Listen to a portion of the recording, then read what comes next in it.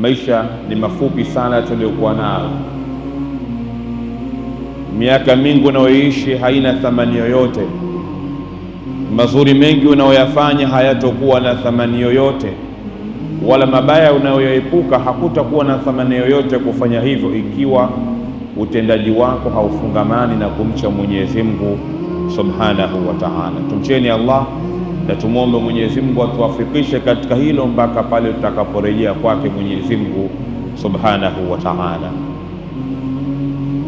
Tupo katika mchana wa mwezi 24 Shaaban. Ni siku chache mno zilizosalia kuingia katika mwezi mtukufu wa Ramadhani.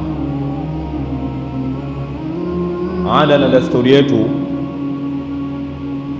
wengi ambao Mwenyezi Mungu Subhanahu wa Ta'ala ametuwezesha na amewafungulia milango ya riziki kwa upana, masiku yaliyosalia ni miongoni mwa masiku ambayo wengi wetu huyatumia kwa ajili ya maandalizi ya mwisho kuelekea katika mwezi mtukufu wa Ramadhani. Ramadhani ambayo Ibn al-Qayyim al-Jawzi rahmatullahi alayh, mmoja katika wanawachuoni, alipata kusema kuizungumzia Ramadhani: law qila li ahli al-quburi tamannaw latamannaw yawman min Ramadhan.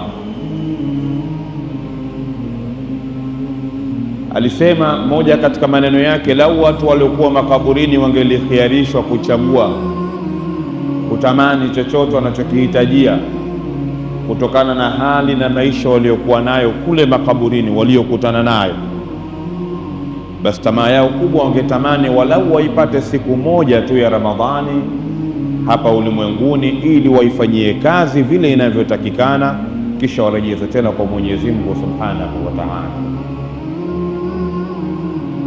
Maneno haya yanaonesha kwamba tunakwenda katika kipindi kitukufu mno katika maisha yako.